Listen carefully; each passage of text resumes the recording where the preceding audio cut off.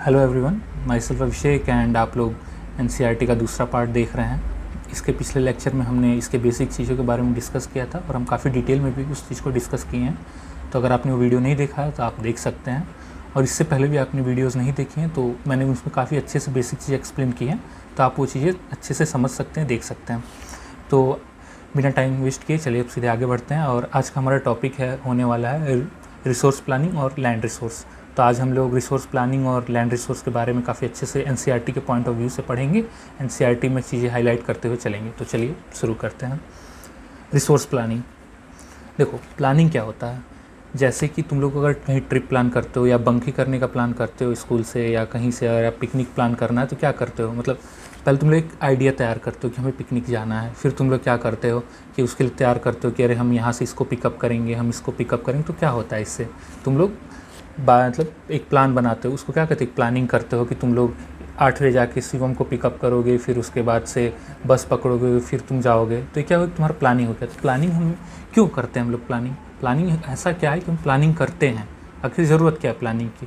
Planning की इसलिए ज़रूरत पड़ती है क्योंकि अगर हम लोग प्लानिंग ना करें तो हम लोग उस चीज़ का सही से इस्तेमाल नहीं कर पाएंगे। तो यहाँ पे सीधा सीधा लिखा हुआ है, जैसे देख लो कि planning is widely accepted strategy for judicious use of resources. अगर हमें किसी चीज़ का अच्छे से यूज़ करना है, अगर हमें समझदारी से यूज़ करना है, तो उसके लिए हमें प्लानिंग होना ज़रूरी है। ठीक, it has importance in a country like India which has enormous diversity in the availability of resources. देखो क्या है, इंडिया एक ऐसी कंट्री है जहाँ पे हर तरह के रिसोर्स पाए जाते हैं, मतलब कहीं ज़्यादा हैं कहीं कम है। लेकिन क्या है इनका ना, मैंने पिछली वीडियो में बताया था, इनका जो है डिस्क्रिमिनेटली डिस्ट्रीब्यूशन है, मतलब कहीं पे ज़्यादा है कहीं पे कम है, कहीं पे है भी नहीं। फॉर एग्जांपल मैं लूँ राजस्थान, देख लो, एक राजस्थान ले लो, एक झारखंड लेते हैं। राजस्थान का क्या है, राजस्थान एक तरह से देखोगे तुम लोग तो क्या है, वहाँ पर वाटर रिसोर्सेज की कमी है, और दूसरी तरफ झारखंड में वाटर रिसोर्सेज हैं या और मिनरल रिच रिसोर्सेज हैं, लेकिन राजस्थान में वैसे रिसोर्सेज नहीं है। ऐसा तो क्या हुआ, हम लोग का जो एक इक्वालिटी था रिसोर्सेज को लेकर वो बदल गया, डिस्क्रिमिनेट हो गया डिस्ट्रीब्यूशन। तो ये नेचुरल है कि कहीं पे ज़्यादा रिसोर्स है कहीं पे कम रिसोर्स है। तो हम लोग क्या करते हैं, पहले इस डिस्ट्रीब्यूशन को इक्वल किया जाए, हर रिसोर्स से, हर जो भी रिसोर्स है वो सबके पास इक्विटेबल अमाउंट में पहुँचे, बराबर अमाउंट में पहुँचे। और इंडिया में काफ़ी ज़्यादा डाइवर्सिटी है, फ्लोरा एंड फौना की डाइवर्सिटी है, लोगों में डाइवर्सिटी है, कल्चर में डाइवर्सिटी है। तो इसको लेकर हमें बहुत ही ज़्यादा प्लानिंग की ज़रूरत होती है, बहुत ही अच्छे प्लान की ज़रूरत होती है। तो आगे देखिए क्या लिखा हुआ है, there are regions which are rich in certain types of resources but are deficient in some other resources. जैसे राजस्थान और उसका ले लेते हैं एग्जांपल, राजस्थान और झारखंड का। फिर से झारखंड में क्या है, कोल बहुत ज़्यादा पाया जाता है, लेकिन वहीं राजस्थान में क्या है, सोलर एनर्जी और विंड एनर्जी काफ़ी ज़्यादा पाई जाती है। तो दोनों में रिसोर्सेज क्या है, डिफरेंस है। राजस्थान में वाटर रिसोर्सेज नहीं है, झारखंड में वाटर रिसोर्सेज हैं। तो ये सारी चीज़ें हैं। आगे अगला पॉइंट हम लोग देखते हैं, there are some regions in which can be considered self sufficient in terms of the availability of resources and there are some regions which are acute shortage of some vital resources. ठीक, जैसे कुछ resources के हम लोग देखेंगे, मैंने अभी बताया कि वहाँ पे क्या है, कई जगह शॉर्टेज है और कई जगह काफ़ी अवेलेबिलिटी है। तो क्या हुआ है, डिस्क्रिमिनेटली डिस्ट्रीब्यूशन की वजह से हुआ ऐसा। एग्जांपल में दिया हुआ यहाँ पे, the states of Jharkhand, Chhattisgarh and Madhya Pradesh are rich in minerals and coal deposits. Same बात मैंने अभी बताई। तो यहाँ पे क्या है, झारखंड और छत्तीसगढ़ में क्या ज़्यादा है, हमारे मिनरल्स और कोल डिपॉजिट्स ज़्यादा हैं। इसको अंडरलाइन कर लेते हैं, ये इंपॉर्टेंट चीज़ है। ठीक, वहीं Arunachal Pradesh has abundance of water, Arunachal Pradesh में बहुत ज़्यादा पानी मिलता है, but lacks in infrastructural development. अब इंफ्रास्ट्रक्चरल डेवलपमेंट क्या होता है, देखो इंफ्रास्ट्रक्चरल डेवलपमेंट को तुम ऐसे समझो कि तुम्हें अगर कोई भी चीज़ प्लान करना है, मतलब अगर तुम्हें किसी चीज़ सेटअप करनी है, तुम क्या करोगे उसके लिए, जैसे मान लो मुझे स्टूडियो सेटअप करना था अपने लिए, तो मैं क्या किया, मैंने कैमरा स्टैंड लेके आया, मैं फ़ोन लेके आया, अच्छा कैमरा वाला फ़ोन लेके आया, मैं अच्छी लाइटिंग लेके आया, लैपटॉप लेके आया। तो मैंने क्या किया, पहले मैंने इंफ्रास्ट्रक्चर, ये सब क्या चीज़ है जो मेरी डेवलपमेंट के लिए ज़रूरी है, वो चीज़ मैंने डेवलप की। तो ये क्या हुए, मेरे इंफ्रास्ट्रक्चर्स हो गए। फॉर एग्जांपल तुम्हारा घर बन रहा है तो तुम उसके लिए क्या करते हो, गिट्टी लेके आते हो, बालू लेके आते हो, सीमेंट लेके आते हो, फिर तुम लोग अपना घर तैयार करते हो। तो वो इंफ्रास्ट्रक्चर, रिसोर्सेज की मदद से तुमने एक इंफ्रास्ट्रक्चर तैयार किया जिसके अंदर तुम रहते हो। सेम एग्जांपल, तो अरुणाचल प्रदेश में क्या है, वाटर तो बहुत ज़्यादा है, लेकिन जो इंफ्रास्ट्रक्चर डेवलपमेंट है वो काफ़ी कम है। ठीक, क्योंकि मैंने रीज़न दिया, मिनरल्स का सही से डिस्ट्रीब्यूशन नहीं है। मिनरल्स का सही से डिस्ट्रीब्यूशन मैं बार बार इसलिए रिपीट करूँ, काफ़ी इंपॉर्टेंट है, हम लोग एग्जाम के टाइम भूल जाते हैं कि आखिर रीज़न क्या है इन सब चीज़ों को होने के। तो एक बार बार रिपीट करने से आपके दिमाग में बना रहेगा। अगला पढ़ते हैं, the state of Rajasthan is very well endured with solar and wind energy but lacks in water resources. Same देख लो, अरुणाचल प्रदेश में देख लो पानी ज़्यादा है तो राजस्थान में सूखा पड़ा रहता है, ठीक। वहीं the cold desert of Ladakh is relatively isolated from the rest of the country. Simple. अब क्या है लद्दाख में, क्या है कि वहाँ पे टूरिज़्म तो बहुत ज़्यादा है, वहाँ पे मतलब माउंटेनियस रीजन है, लोग आते हैं, लेकिन वहाँ पे क्या कोई और तरह का रिसोर्स, ना पानी है ना मिनरल है, तो वहाँ पे दोनों की कमी हो गई। तो समझ रहे हो इस चीज़ों को कि इंडिस्क्रिमिनेट डिस्ट्रीब्यूशन की वजह से हमें क्या प्लानिंग की ज़रूरत है कि हम उसे इक्विटेबल अमाउंट में यूज़ कर पाएँ, यानी सब यूज कर पाएँ, सबके साथ जस्टिस हो पाए। ऐसा ना हो कि कोई राज्य बहुत ज़्यादा अमीर हो गया और कोई राज्य बहुत ज़्यादा गरीब हो गया मिनरल्स की कमी की वजह से, ठीक। आगे बढ़ते हैं।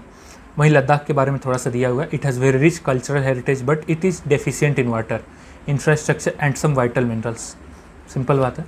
और मैं लद्दाख के बारे में ये बता रहा हूँ, इंडिया का सबसे बड़ा कोल्ड डेजर्ट है, ठीक। कोल्ड डेजर्ट वो होता है जो कि माउंटेनियस रीजन्स में होते हैं और वहाँ पे बारिश नहीं होती है, ठीक। इसका रीजन मैं अगले चैप्टर जो वेदर एंड क्लाइमेट है उसमें मैं समझा दूंगा काफ़ी अच्छे से। बस ये ध्यान में रखो कि लद्दाख इंडिया का सबसे बड़ा कोल्ड डेजर्ट है, ठीक। This calls for balanced resource planning at the national, state, regional and local levels. वही बात बताया कि इसी की वजह से अगर डिस्ट्रीब्यूशन जो हमारा है वो इनडिस्क्रिमिनेट हुआ है तो हमें क्या चाहिए, बराबरी चाहिए, राइट टू इक्वालिटी। मतलब इसमें तो राइट टू इक्वालिटी लगती नहीं है, बट हाँ हमें सबको बराबर मिनरल्स मिल चाहिए ताकि सब अच्छे से इकोनॉमिकली डेवलप कर पाएँ। तो हम लोग उसके लिए क्या करते हैं, तो हम लोगों ने प्लान तैयार करते हैं। तो अब हम आगे पढ़ेंगे कि रिसोर्स प्लानिंग इंडिया में कैसे होती है, ठीक। पहले देखते हैं resource planning India is a complex process which involves क्या क्या इन्वॉल्व करता है। देखो पहला, identification and inventory of resources across the region of the country. इसका मतलब क्या हुआ, देखो आइडेंटिफिकेशन का मतलब तो जानती ही हो कि आइडेंटिफिकेशन का मतलब क्या होगा तुम्हारे लिए, पहचानना कि कौन से जो चीज़ है वो हमारे लिए रिसोर्स के रूप में यूज़ हो सकता है और कौन सी चीज़ें नहीं हो सकती, कौन सा मिनरल हमारे काम का, कितने काम का है और कितने काम का नहीं है। और इन्वेंट्री मतलब क्या होता है, इन्वेंट्री बताओ। तुम लोग पबजी खेलते हो या कुछ खेलते हो तो उसमें इन्वेंट्री का ऑप्शन आता है, वहाँ पे क्लिक करते हो दिखाता है तुम्हारे पास क्या कौन कौन सी चीज़ें हैं। तो वहीं इन्वेंट्री क्या होता है, information about current condition in the planning area. जिस एरिया में तुम प्लान कर रहे हो रिसोर्स के लिए, उस एरिया में उसके मतलब उसके मिनरल्स के रिगार्डिंग जो इन्फॉर्मेशन है वो तुम्हारा इन्वेंट्री में होता है, ठीक है। इस चीज़ को आप लोग साथ में लिखते भी चलें। बेस्ट तरीका ये रहेगा आप लोग को पढ़ने के साथ कि आप लेक्चर के साथ साथ एनसीईआरटी खोल के बैठे, तो आप लोग को इसका मोस्ट ऑफ द पार्ट मिलेगा, आपका मोस्ट बेनिफिट होगा इससे। अगला है this involve surveying, mapping and qualitative and quantitative estimation, measurement of the resources, ठीक। इसको समझते हैं इसी कि मतलब इसमें क्या क्या है। पहला है surveying, mapping and qualitative and quantitative estimation. ये क्या होता है, सर्वेइंग क्या होता है।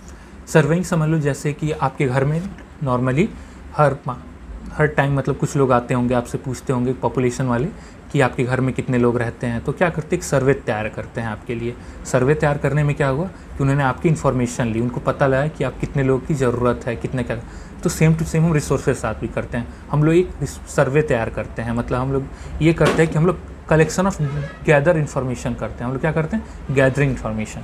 सर्वे का मतलब क्या है, इन्फॉर्मेशन गैदर करते हैं हम लोग एक जगह, पूरा सिस्टमेटिकल वे में हम लोग एक जो है इन्फॉर्मेशन गैदरिंग करते हैं। उसके बाद हम मैपिंग करते हैं। मैपिंग का मतलब क्या हुआ यहाँ पे, मैपिंग का मतलब लोकेटिंग द रिसोर्स।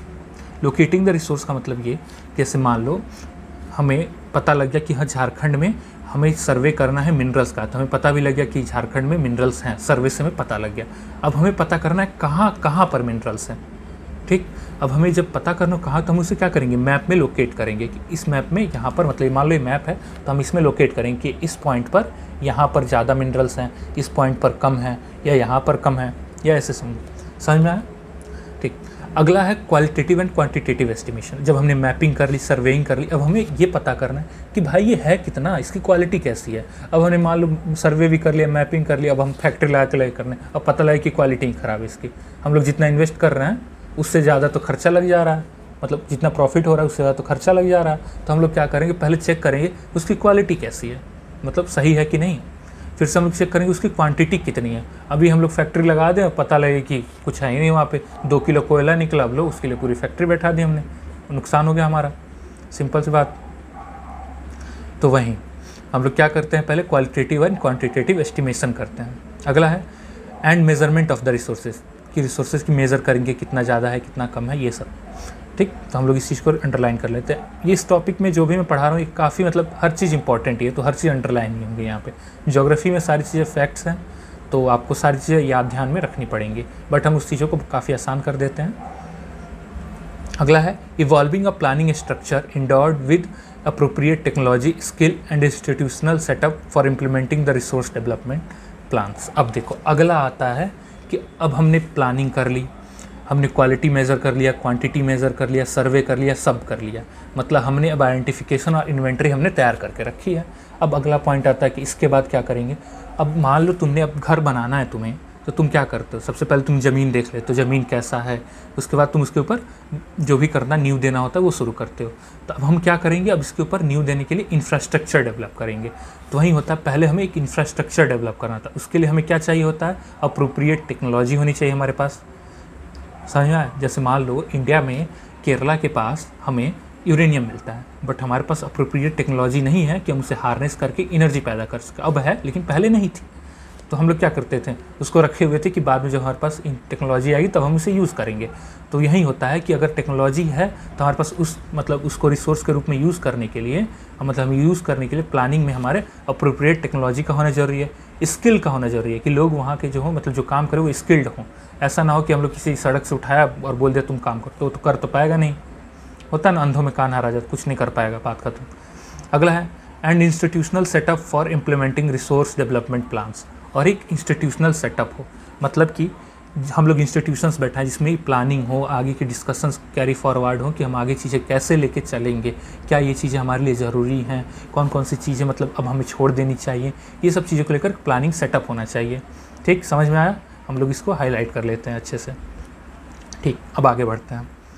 तीसरा, matching the resource development plan with overall national development plan. ये काफ़ी थोड़ा ये समझने वाली चीज़ें हैं।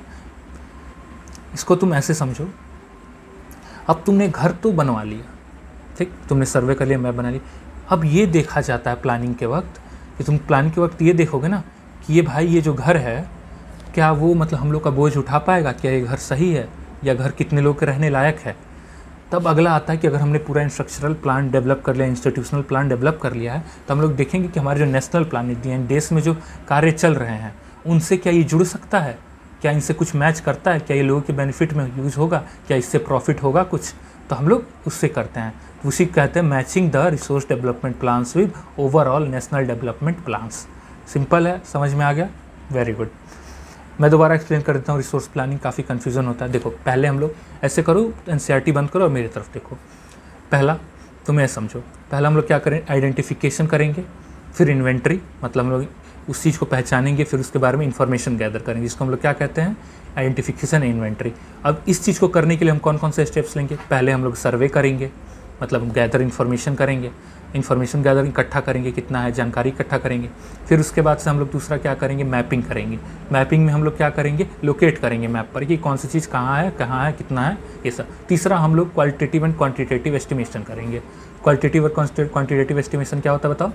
हाँ, क्या होता है, क्वालिटेटिव और क्वांटिटेटिव एस्टिमेशन होता है कि कौन सी चीज़ क्वालिटी कैसी है और क्वांटिटी कैसी है। जब ये हो जाएगा तो उसके बाद हम लोग क्या करेंगे, एक प्लानिंग स्ट्रक्चर के साथ बाहर आएंगे।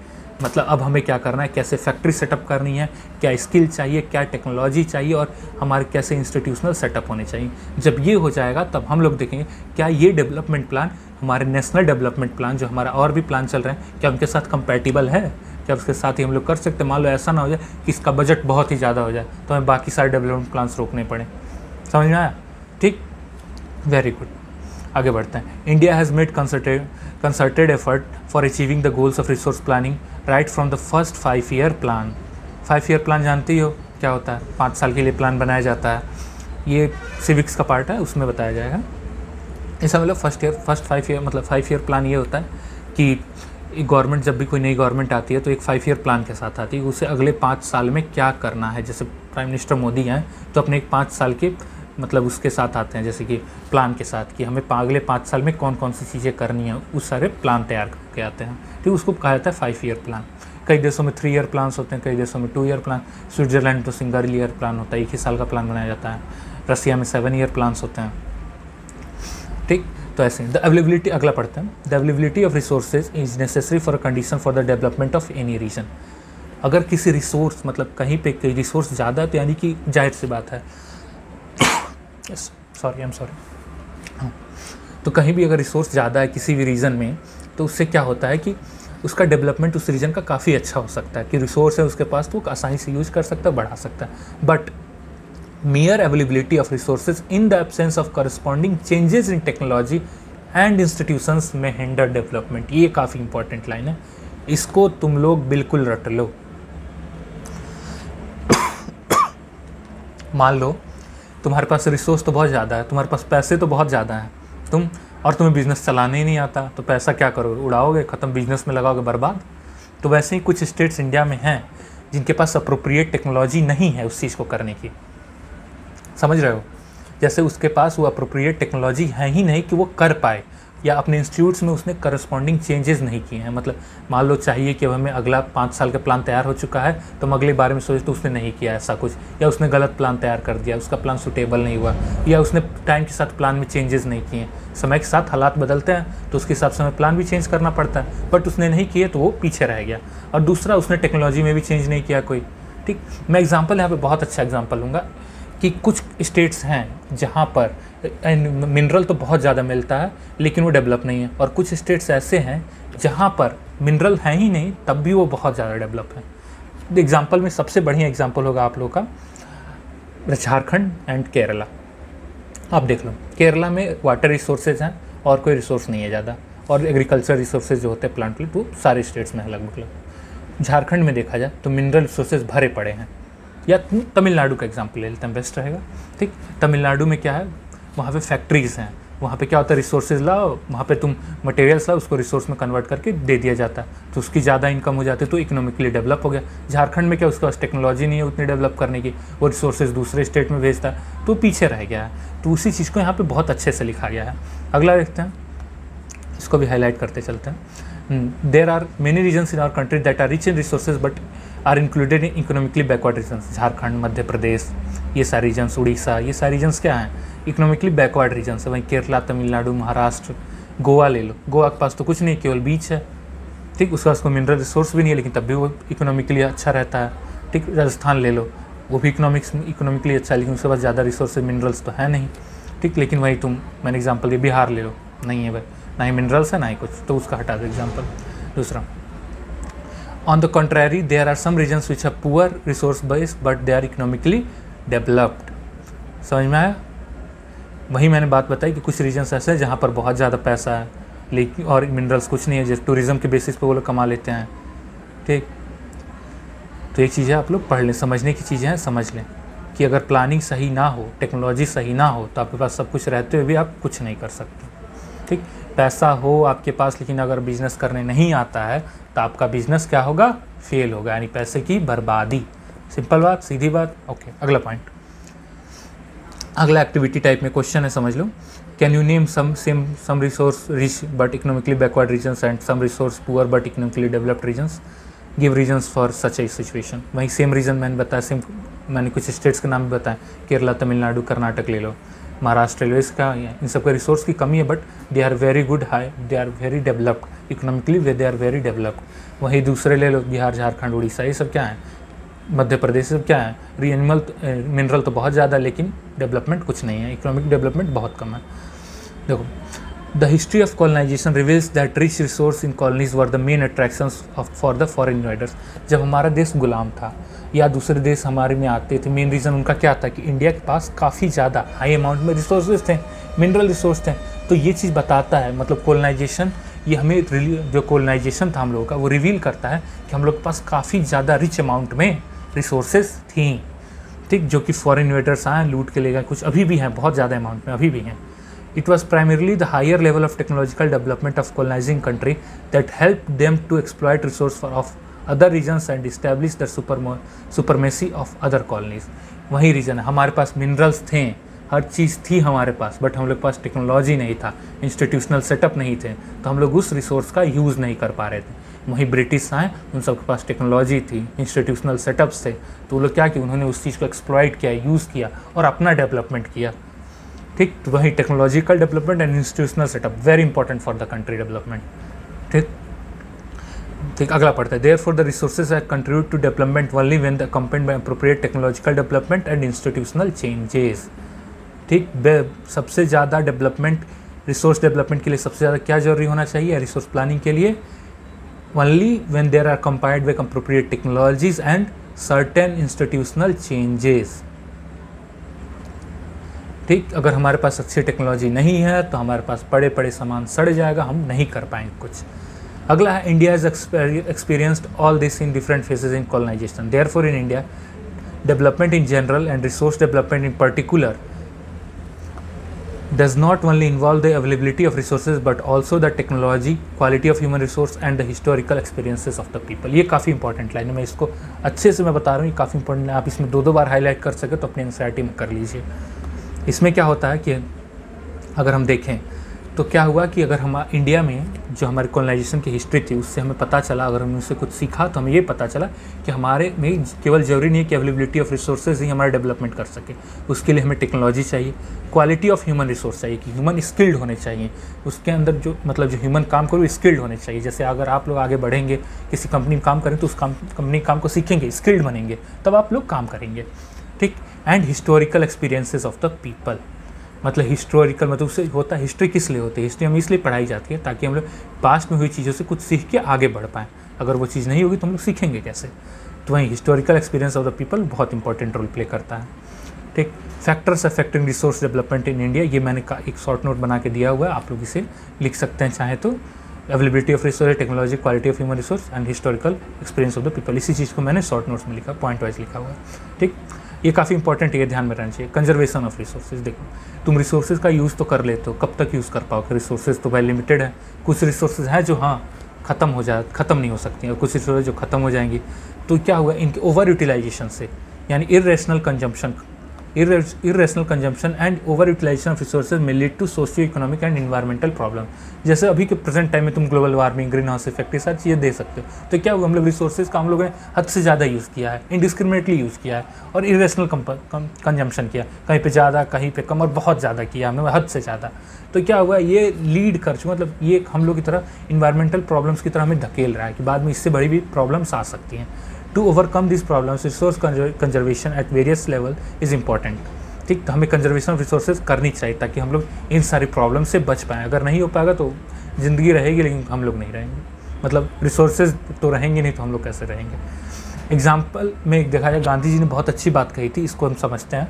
गांधी जी ने कहा था, there is enough for everybody's need but not for anybody's greed. अगर तुम लालची हो, पृथ्वी के पास तो इतना है कि तुम्हारी वो नीड जो ज़रूरत है उसे पूरा कर सकता है हमेशा के लिए, बट अगर तुम लालची हो, अकेले ही आदमी हो और तुम लालची हो, तो तुम्हारी वो ग्रीड को कभी पूरा नहीं कर सकता है। ये काफ़ी अच्छी बात है। उनका एक थ्योरी भी था, he was against the mass production and wanted to replace it with production by the masses.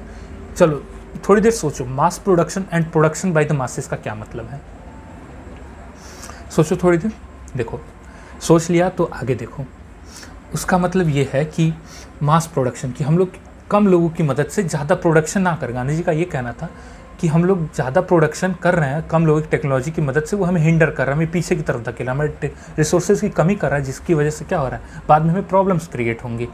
तो हम लोग इसको ऐसे करें कि हम लोग जो प्रोडक्शन कर रहे हैं वो ज़्यादा लोगों की मदद से प्रोडक्शन करें। तो कहीं पर ये बात सही साबित होती है, कहीं पर थोड़ा पीछे रह जाते हैं, बट बहुत ही अच्छी बात कही थी उन्होंने, ये बात ध्यान रखने वाली है। और ये बात बहुत, मतलब ये बात हर जगह दिखाई जाती है, यूएन में भी इस बात को उठाया गया था कि प्रोडक्शन बाय द मासेस होना चाहिए अब से। ठीक। He placed the greedy and selfish individuals and exploitative nature of modern technology as the root cause for resource depletion at the global. वही बताया, अगर लालची और अपने बारे में सोचने वाले आदमी रहेंगे तो क्या करेंगे कि वो मॉडर्न टेक्नोलॉजी की मदद से पूरी तरह से सब खत्म करते जाएंगे, रिसोर्सेज डिप्लीट होंगी, बाद में ह्यूमन लाइफ भी डिप्लीट हो जाएगी। अगला जो हमारे यहाँ तक समझ में आया, ये काफ़ी रिसोर्स प्लानिंग मैंने इसलिए ज़्यादा टाइम लिया समझाने में क्योंकि ये बहुत कंफ्यूजिंग होता है कि कैसे होता है, क्या होता है, तो इस चीज़ों को समझना पड़ता है अच्छे से। तो इस चीज़ को हम लोग अच्छे से समझ चुके हैं, अब हम आगे बढ़ेंगे तो आगे हम लोग काफ़ी अच्छे से पढ़ेंगे। देखो पहले जो ज्योग्राफी के पहले 2 चैप्टर्स वो थोड़े लेंथी चैप्टर्स हैं, उन्हें डिटेल में समझेंगे क्योंकि ये बेसिक क्रिएट करते हैं। अगर ये बेस आपका क्लियर हो गया तो आप आगे के चैप्टर्स काफ़ी आसानी से कर लोगे। ठीक। हमने लेक्चर्स में तो सारी बेसिक चीज़ देखी, लेकिन एनसीईआरटी में कोई एनसीईआरटी डायरेक्ट देखने आता तो उसके लिए ऐसा कुछ छोड़ दिए, वरना आप 2x में करके देख लीजिए, दैट्स वेल इनफ। अगला लैंड रिसोर्सेज। देखो लैंड रिसोर्सेज क्या होता है, ठीक। पहली बात, हम लोग रहते कहाँ हैं, लैंड पे रहते हैं। तो लैंड जो है ना, सबसे कोई इंपॉर्टेंट रिसोर्स हो चाहे ना हो, लेकिन लैंड रिसोर्स हमारा सबसे इंपॉर्टेंट रिसोर्स है। ये नहीं होता तो हम लोग रहते नहीं। हम लोग पानी में रहोगे क्या तुम? नहीं ना, सिंपली बात है, लैंड पे ही रहोगे। अरे भाई मछली नहीं हो, आदमी हो। तो हम लोग will live on land, we perform our economic activities on land, we use it for different ways, this land is a natural resource of utmost importance. Simple सी बात है। अगर हम लोग जहाँ रहने की जगह, हमारे इकोनॉमिक डेवलपमेंट की जगह, अगर वही चीज़, तो वो चीज़ हमारे लिए सबसे ज़्यादा इंपॉर्टेंस करेगी, तो वहीं, तो इसको भी थोड़ा हाईलाइट कर लेते हैं। Land is natural resource of utmost importance. ये हाईलाइट तो आप लोग ये पीछे की चीज़ें पढ़ लोगे काफ़ी आसान, ठीक। Sorry for the noise. Sure. अगला बढ़ते हैं। It supports natural vegetation, wild life, human life, economic activities, transport and communication systems, ठीक। इसको हम अलग कलर से हाईलाइट करते हैं। Let it be dark blue.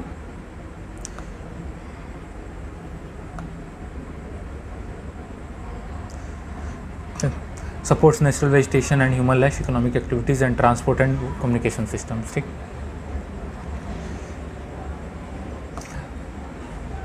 अगला है, however land is an asset of finite magnitude, therefore it is important to use available land for with purposes with various purposes and careful planning।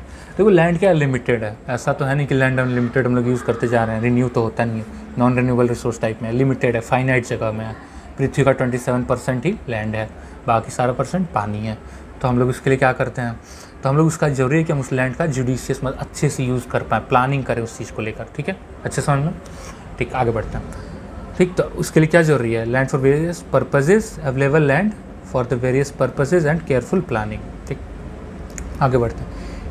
India has land under variety of relief features, namely mountains, plateaus and plains and islands, ठीक। India में जो regions हैं, जितने भी land, उसको 4 category में बांटा गया। माउंटेन है, प्लेट्यूज है, तो देखो पहला माउंटेन है, फिर प्लेट्यू है, दूसरा क्या है हमारा, दूसरा क्या है, माउंटेन, प्लेट्यू, प्लेन्स, चौथा आइलैंड्स। तो आइलैंड्स तो काफ़ी कम है, माइन्यूट है, तो मान सकते हो 0.5 to 1% के बीच में रेंज करता है। तो ये मान लो हमारा जो 43% एरिया है, 43% of land area is plain. तो यही जो प्लेन एरिया होता है, यही हमारे फैक्ट्री सेटअप में काम आता है, इकोनॉमिक डेवलपमेंट में ज़्यादातर मेन पड़ता है। और इसी प्लेन एरिया में, जैसे अगर आप लोग उत्तर प्रदेश, बिहार और मतलब दिल्ली, पंजाब, हरियाणा, ये सबसे बिलोंग करते हो, तो ये सारे प्लेन रीजन्स है, वेस्ट बंगाल, ये सारे प्लेनर रीजन्स है। तो क्या ये एरियाज़ जो हैं ये अच्छे एरियाज़ माने जाते हैं in form of agriculture, industry development के लिए, ये काफ़ी अच्छे एरियाज़ होते हैं। तो हम लोग लिख लेंगे in which 43% of the land area is plain which provide facilities for agriculture and industry, ठीक।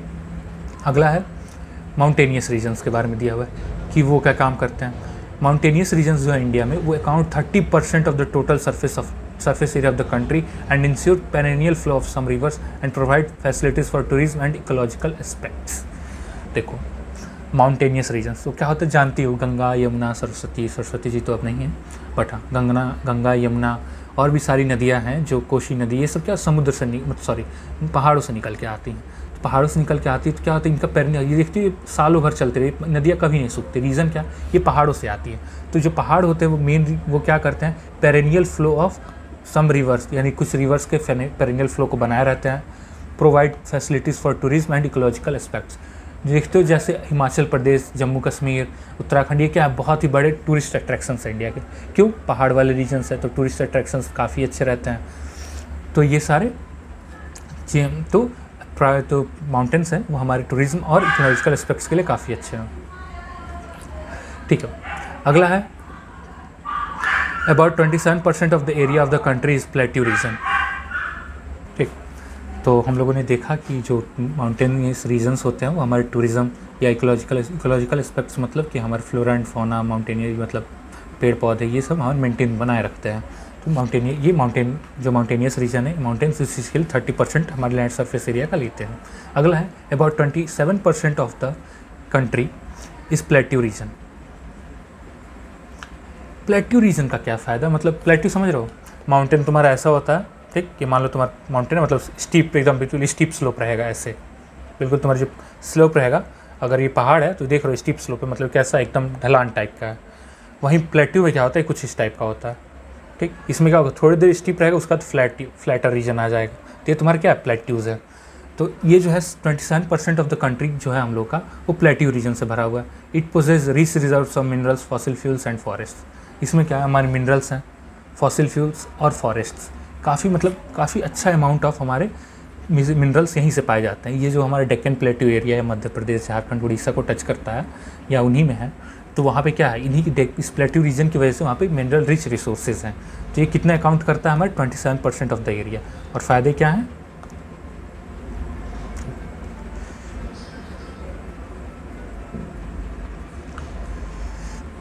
ठीक है, आगे बढ़ते हैं। तो यहाँ पे एक चार्ट दिया हुआ है, वहाँ पे बताया हुआ माउंटेनियस एंड प्लेट्यू रीजन, वो हम डिस्कस कर चुके हैं। अगला है लैंड यूटिलाइजेशन। लैंड यूटिलाइजेशन कैसे करते हैं, देखो क्या होता है। Land resources are use for the following purposes. पहला क्या है, फॉरेस्ट के लिए यूज़ होगा, ठीक, कॉमन सी बात है। दूसरा, जंगल, लैंड पे क्या है, ज़्यादातर जंगल है, तो उन सारे रीजन्स। फिर से land not available for cultivation. कुछ लैंड्स होते हैं जो हमारे कल्टिवेशन के लिए नहीं होते हैं, ठीक है, हम उन्हें कल्टिवेशन के लिए यूज़ नहीं करते हैं। वो किस लिए, उनको क्या कहते हैं, या तो हम उन्हें बैरन या वेस्टलैंड में बांट देते हैं। बैरन क्या हो गया, बंजर ज़मीन हो गई, यानी वहाँ पे अब एग्रीकल्चर तो हो ही नहीं पा रहा है, मतलब कल्टिवेशन। वेस्टलैंड क्या हो गया, जैसे तुम्हारे रोड हाईवे जिन लैंड्स पे बने वो वेस्टलैंड्स हैं, ठीक। और जैसे हैं, और अगला देखो, land put to non agriculture uses, example building, roads, trees, बताया मैंने, सिंपल सी बात है, सिंपली समझ में आ रहा। अगला है other uncultivated land excluding fallow land. मान लो इसके अलावा जो भी अनकल्टिवेटेड लैंड बचते हैं उसको हम लोग क्या कहते हैं, permanent pastures and grazing land. जैसे क्या होता है कि कई सारे एरियाज़ होते हैं गांव के बाहर जहाँ पे लोग अपने जानवरों को चराने आते हैं, गाय भैंसों को चराने आते हैं, तो क्या होता है, पास्चर्स रीजन होता है या ग्रेजिंग ग्राउंड होता है। तो वो तो हमारे एग्रीकल्चर में काम, कल्टिवेशन में काम आता नहीं है, तो हमने उसको भी साइड कर दिया, ठीक है। अगला जो है, फिर से अगला है land under miscellaneous tree crops groves. देखो ये क्या होता है, miscellaneous tree crops groves not included in net zoning. इसमें क्या होता है कि मान लो कोई एरिया, कई एरियाज़ ऐसे होते हैं कंट्री में जिनके लैंड एरिया में छोटे छोटे बुशेज़ या श्रब्स लगे होते हैं। श्रब्स मतलब झाड़ियाँ होती हैं, और उनको मतलब निकालना बहुत ही मुश्किल, इकोनॉमिकली फिजिबल नहीं है कि मतलब निकालते भर में उग जाते हैं कुछ दिनों में, तो हमारे लिए वो मतलब कुछ काम के नहीं रहते हैं। तो land under miscellaneous tree crop groups है क्या, ट्री मतलब पेड़, क्रॉप मतलब फसल, ग्रुप्स मतलब झाड़ी झंखाड़, यही सब, तो ये नेट जोन एरिया में इंक्लूड नहीं होते, इनको हटा दिया जाता है। दूसरा होता है कल्टिवेबल वेस्टलैंड। इसमें क्या होता है, जो कि मान देखो, एक फैलो लैंड के बारे में पहले बता दूं। फैलो लैंड के बारे में मैंने हाईलाइट किया हुआ है, यहाँ पे लिखा हुआ है। फैलो लैंड क्या होता है, less fertile land left uncultivated for a season और मोर। मान लो जैसे कि पंजाब में कई ऐसी जमीन, मतलब कई ऐसे इलाके हैं जहाँ पर जो मिट्टी है वो बहुत ही कम फर्टाइल है, तो वहाँ पे क्या करते हैं लोग, एरिया मतलब उस मिट्टी को, उस लैंड को कुछ टाइम के लिए छोड़ देते हैं लोग, और 1 साल 1.5 साल के लिए उस लैंड को छोड़ देंगे कि वहाँ पे मतलब तुम जाओ यूटिलाइज़ करो, मतलब 1 साल के लिए, मतलब फर्टाइल होने के लिए 1 साल 1.5 साल की, या एक क्रॉप सीजन के लिए छोड़ देते हैं। तो उन लैंड को हम लोग क्या कहते हैं, फैलो लैंड कहते हैं, ठीक। और एक होता है कल्टिवेबल वेस्टलैंड। इसमें क्या होता है कि ये तो लेस फर्टाइल रीजन्स होते हैं, प्लस इनमें ना 5 साल तक कोई खेती नहीं है, या 5 से ज़्यादा साल तक कोई खेती नहीं हुई है, तो हमें क्या कहते हैं, कल्टिवेबल वेस्टलैंड्स कहते हैं, ठीक। अगला है फैलो लैंड्स। उसी फैलो लैंड्स को 2 पार्ट में बांटा हुआ है। एक का है करंट फैलो। करंट फैलो का मतलब क्या हुआ, करंट फैलो का मतलब ये हुआ कि तुम्हारा जो लैंड है वो 1 साल से काम से, मतलब तुम उसे मतलब 1 साल के लिए छोड़ दो, फिर अगले साल यूज़ करते हो, तो वो करंट फैलो लैंड हुआ। यानी लैंड विदाउट कल्टिवेशन फॉर 1 और less than 1 year, 1 agricultural year. Agricultural year होता है एक क्रॉप सीजन को समझ लो कहा जाता है, जब से तुम्हारा एक क्रॉप सीजन शुरू होगा तब से तुम्हारा एक एग्रीकल्चरल ईयर मतलब एग्रीकल्चरल ईयर की शुरुआत हो जाती है, और एक क्रॉप सीजन खत्म तो एग्रीकल्चर ईयर खत्म। हर स्टेट्स का अलग अलग एग्रीकल्चरल ईयर होता है क्योंकि अलग अलग प्लांटेशन होते हैं, ठीक। अगला अदर देन करंट फैलो। अब देखो इसके अलावा, करंट फैलो के अलावा जो एरिया छोड़ दिए जाते हैं, जैसे 1 से 5 साल के लिए अगर तुमने छोड़ दिया, वो तुम्हारे आएगा क्या, other than current fallow left area. तो समझो पहले, कल्टिवेबल वेस्टलैंड क्या है, 5 साल से ज़्यादा छोड़ने पर है। अगर तुमने लैंड को 5 साल से ज़्यादा बिना कल्टिवेट किए छोड़ दिया, वो तुम्हारा कल्टिवेबल वेस्टलैंड है। Other than current fallow lands क्या हैं, उनमें ये है कि वो लैंड्स 1 से 5 साल के लिए छोड़े गए हैं, मतलब इनके बीच में टाइम इंटरवल है, वो 1 से 5 साल के बीच में छोड़े गए हैं, मतलब इस बीच में उनके अंदर नहीं हुआ। 5 साल के बाद खेती होने लगी, या 1 साल 2 साल के बाद 2 साल के बाद से खेती होने लगी, वो क्या है, अदर दैन करेंट फैलो लैंड्स, उनमें आएंगे। और दूसरा क्या, कल्टिवेबल वेस्टलैंड क्या है, 5 साल से ज़्यादा, मतलब 5 साल यहाँ तक था, 5 साल से ज़्यादा हो गया, लेकिन उसमें कोई लैंड नहीं हुआ, जैसे बैरन पड़ा हुआ है, छोड़ा गया है, तो कल्टिवेबल वेस्टलैंड्स है। एग्रीकल्चर ये मतलब वो क्या होता है, एग्रीकल्चर में काम नहीं आ रहा है। अगला होता है नेट सोन एरिया, इसे समझते हैं। Area sown more than once in an agriculture year plus net sown area is known as gross cropped area. यही होता है हमारा net sown area. Net sown area का मतलब क्या होता है कि जो हमारा एग्रीकल्चर ईयर रहता है, ठीक, उसमें अगर हमने area sown more than once in an agriculture year, जैसे एग्रीकल्चर ईयर कैसे, मान लो हमने यहाँ से बोना शुरू किया, आज धान बोया, अगली बार हम लोग गेहूँ बोएंगे, तो धान के बोने से लेके गेहूं के कटने तक हमारा एग्रीकल्चरल ईयर कंप्लीट हुआ, ठीक। तो उसमें जो हमारा नेट सोन एरिया आया, जो हमने जितने एरिया में बीज बोया, जितने एरिया में फसल हुई, उसे हम क्या कहें, ग्रॉस क्रॉप्ड एरिया, वही हमारा होता है नेट सोन एरिया। समझ में आया? मतलब जितने एरिया में तुमने एक क्रॉप सीजन के अंदर या एक एग्रीकल्चर ईयर के अंदर खेती की, फसल उगाएं, वो तुम्हारा क्या है, gross cropped area. Very good, आगे बढ़ते हैं। चलो अगला है land use pattern in India. India में लैंड यूज़ का पैटर्न क्या है, ठीक। देखो, the use of land is determined by both physical factors such as topography, climate, soil types and as well as human factors such as population density, technological capability and culture and traditions. हमारे यहाँ के जो land है, वो जो use होता है, वो मतलब उनमें ये देखा कई फैक्टर मैटर करते हैं। किसी भी जगह लैंड का यूज़ करना है तो कई सारे फैक्टर्स मैटर करते हैं। पहला होता है टोपोग्राफी, उसका मतलब स्ट्रक्चर कैसा है, ज़मीन पहाड़ी है, प्लेन है, माउंटेनियस रीजन है, या प्लेट्यू है, यहीं पठार है, ये सब देखा जाता है। क्लाइमेट कहाँ है, वहाँ का कैसा है, या ज़्यादा ठंडक तो नहीं है, ज़्यादा गर्मी तो नहीं है, कैसा क्लाइमेट है। दूसरा सॉइल टाइप कैसा है वहाँ का, मतलब वहाँ पे जो लैंड है वो फर्टाइल है, एलुवियल सॉइल है, ये सब आगे इसी चैप्टर में आगे पढ़ेंगे सॉइल टाइप्स के बारे में, मतलब मिट्टी कैसी है वहाँ की सीधे। एज वेल एज़ वहाँ के लोग जो हैं, मतलब उस एरिया के लोग स्किल्ड हैं, वहाँ की टेक्नोलॉजी कैपेबिलिटी है कि नहीं, मतलब वहाँ पे जो टेक्नोलॉजी लगने वाली वो कैपेबल है कि नहीं उस चीज़ को उठाने के लिए, उस चीज़ को करने के लिए, उस लैंड में लगने के लिए।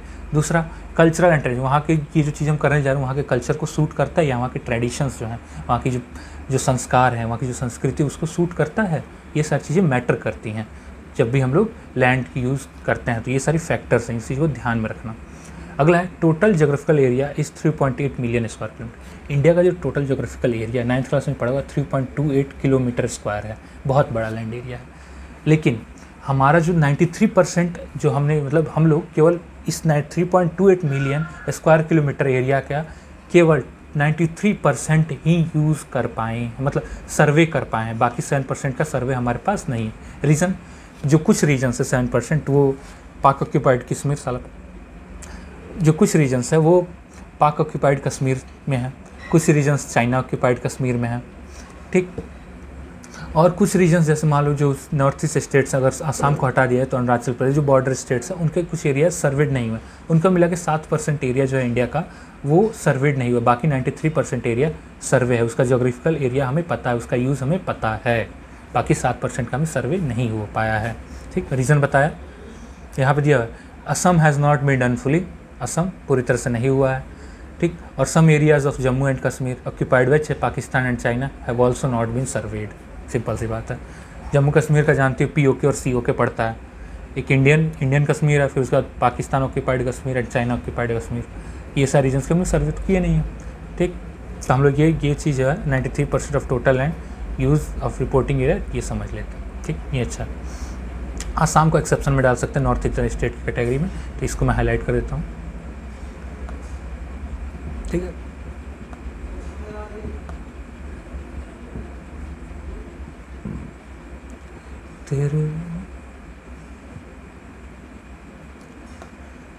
आसाम, ठीक, एक्सेप्ट आसाम। अगला बढ़ते हैं। यहाँ पे चार्ट दिया हुआ है कि कितना एरिया, कितना फॉरेस्ट है, कितना बैरन लैंड है, कितना ये है, कितना, मतलब ये सारी आप चार्ट से एक बार देख लें अच्छे से। इसमें सारे डाटा ही, मैं डाटा रिपीट करना नहीं चाहूँगा, टाइम जाएगा। अगला, the land under permanent pasture has also decrease. क्या हुआ है कि मतलब सर्वे पूरा हुआ नहीं हमारा, उसके बाद से हमारे जो पास्चर एरियाज़ हैं, ग्रेजिंग ग्राउंड से सब क्या डेवलपमेंट होता है, तो कुछ इन एरियाज़ का साथ में लिया जाता है. However we able to feed our huge cattle population on this pasture land and what are the consequences of it. Most of other current fallow lands are either poor quality और cultivation of such lands is very high.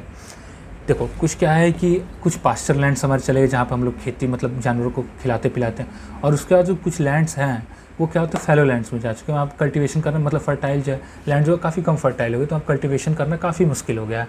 तो हमारे वो जो है हमारे क्या है उस चीज़ को समझ लो, वो मतलब cultivation of such land is very high. उस लैंड का कल्टीवेशन बहुत ही ज़्यादा है, बहुत ज़्यादा हाई कॉस्ट एफिशिएंट नहीं है, तो हम लोग उस एरिया को नहीं करते हैं.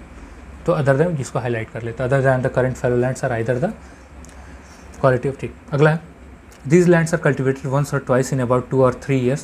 These are included in net zone area as the percentage of NSA in India. देखो ऐसे समझ लो कि अगर हम लोग फैलो लैंड्स को भी इंडिया में एग्रीकल्चरल नेट जोन एरिया में इंक्लूड कर देते हैं, तब इंडिया का नेट जोन एरिया NSA मतलब net zone area in India becomes 54% of the total reporting area. Reporting area क्यों यूज़ किया गया, क्योंकि 93% ही एरिया हम लोग के बारे में, हम लोग को 93% एरियाज़ के बारे में पता है, बाकी सारे एरिया के बारे में नहीं पता है.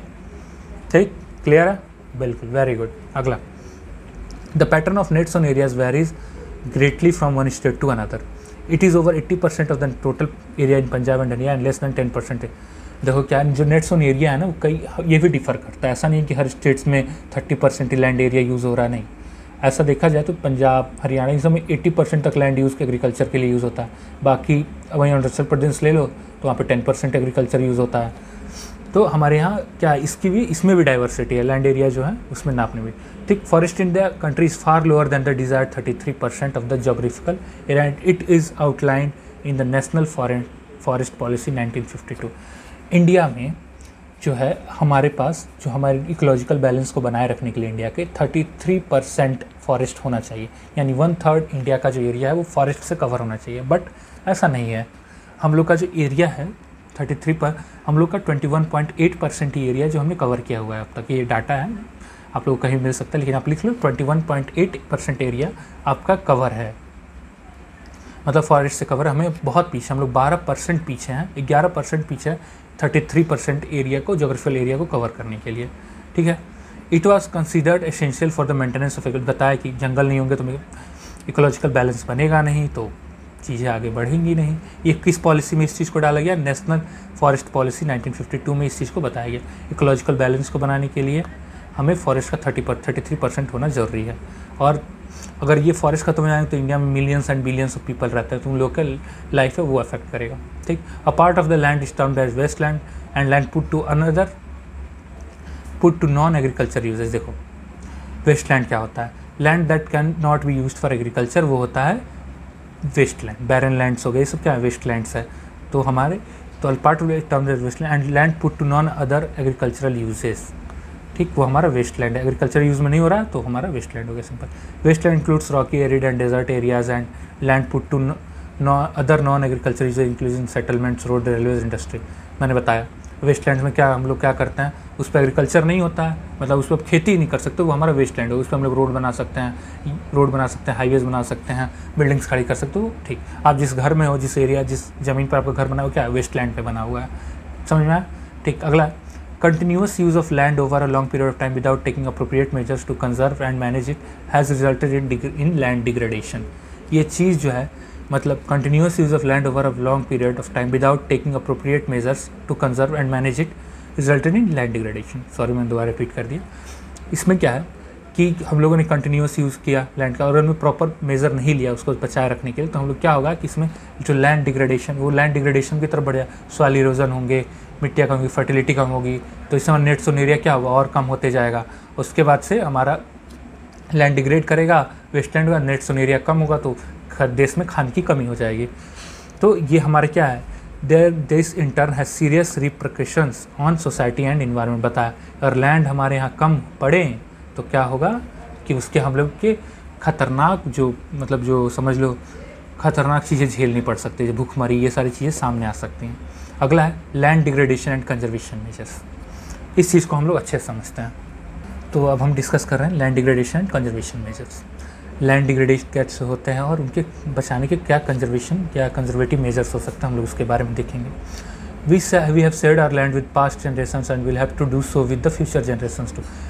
क्या हुआ अगर हमने जो लैंड जो है वो हमारे पूर्वजों की दी हुई ज़मीन है, अगर हम लोग क्या करेंगे फ्यूचर जनरेशंस को भी देंगे, तो हम लोग इसका अच्छे से यूज़ करना चाहिए। यानी कि हम लोग अभी ख़त्म कर दें इस लैंड को, पूरी तरह से अनफर्टाइल कर दिया, कुछ हुआ नहीं तो फ्यूचर जनरेशंस कैसे आएगी। ठीक, 95% of the our basic needs for food, shelter and clothing are obtained from land. ये बात ध्यान में होनी चाहिए, हमारी 95% नीड्स केवल लैंड फुलफिल करता है, 5% वाटर रिसोर्सेज पूरी करते हैं, आर ऑब्टेन्ड फ्रॉम लैंड। 5% में क्या, फिशरीज हो गई, क्रूज शिप्स हो गए, ये सब चीज़ होती है। Human activities have not only brought about degradation of land but also have aggravated the pace of natural forces to cause damage to land. हमारी एक्टिविटीज़ ने क्या किया है, लैंड डिग्रेडेशन को आगे बढ़ाया है।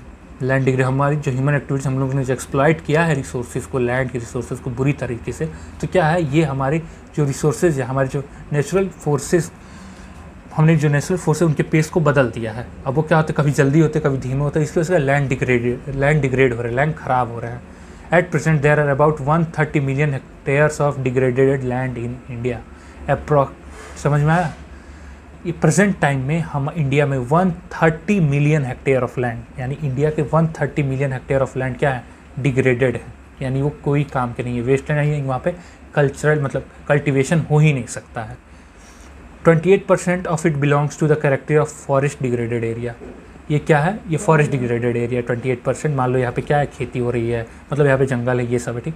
56% of it is water eroded area and rest is affected by saline and alkaline deposits. 56% क्या वाटर इरोडेड एरिया, बाढ़ आ गया, मतलब ज़मीन कट के चली गई, नदी में चली गई, या सुनामी आया, ज़मीन दब गई, तो 56% एरिया वैसे है, बैरन लैंड्स के ये परसेंटेज है।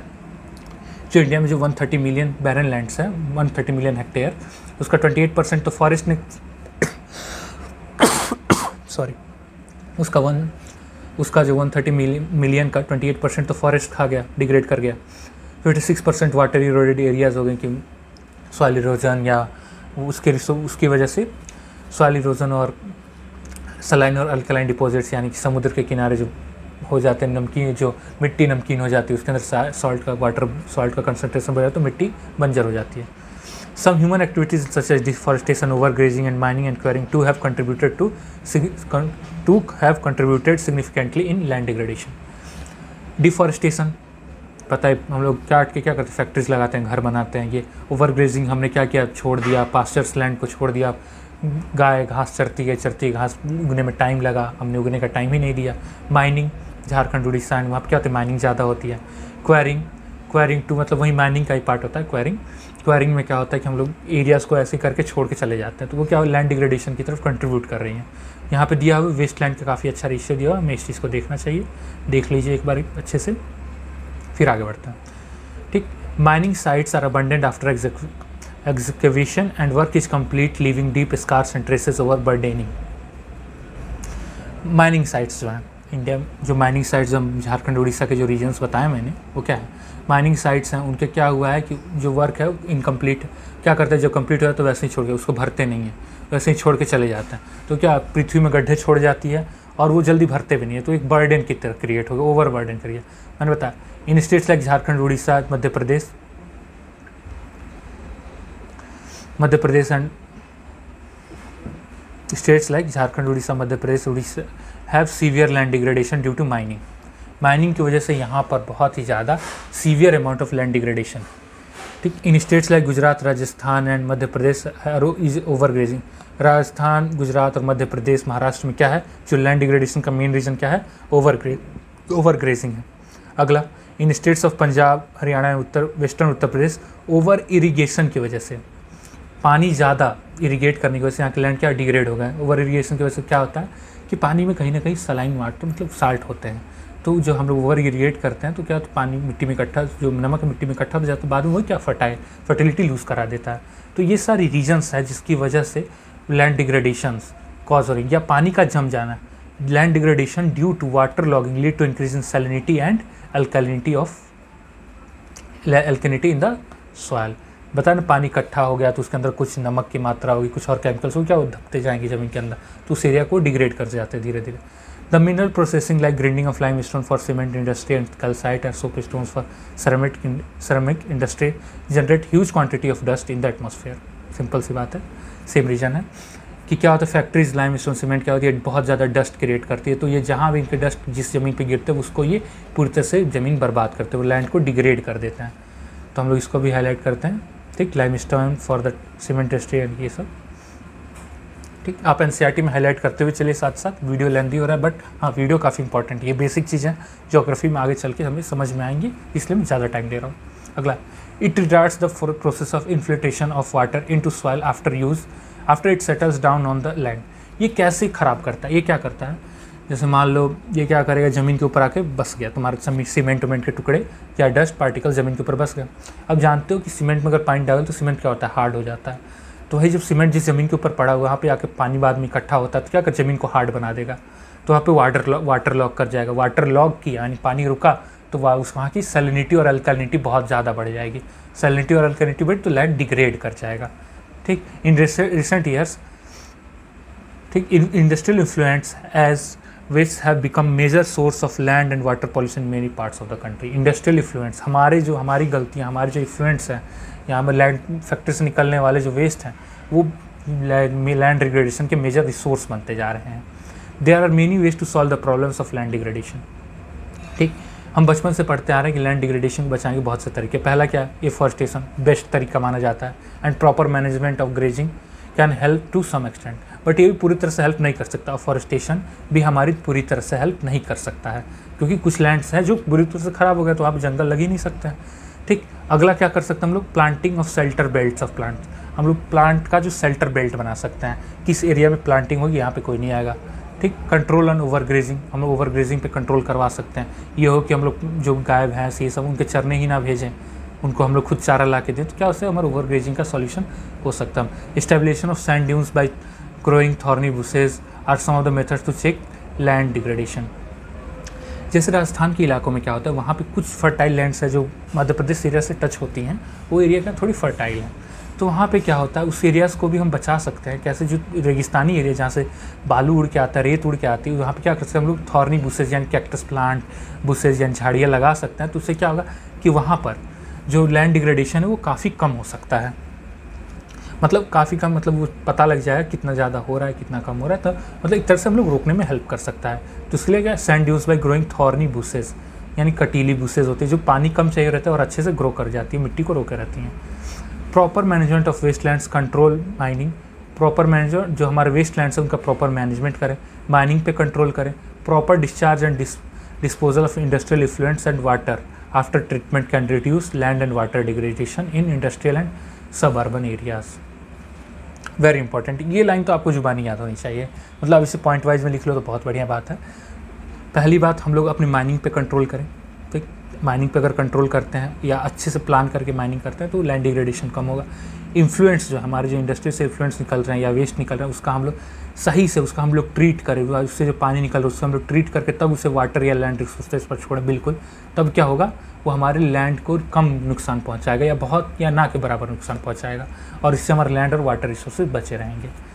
तो आज की वीडियो में बस हम यहीं पे ख़त्म करते हैं एनसीईआरटी, और अगले पार्ट में हम लोग soil as a resource, last topic है, ये भी आधे घंटे से 45 मिनट लगेगा, ये टॉपिक हम लोग पढ़ लेंगे।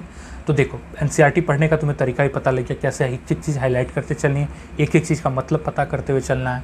तुम लोगों ने एनसीईआरटी हाईलाइट भी की होगी, उसके साथ अपनी पॉइंट भी कुछ जरूरी है वो ली मार्कअप करते चलो, ठीक। अगली वीडियो हम सॉइल एज अ रिसोर्स के बारे में पढ़ेंगे, तब तक के लिए बहुत मेहनत से पढ़ो, all the best, and tuition factory को सब्सक्राइब कर लो यार, बहुत मेहनत करते हैं। बाय।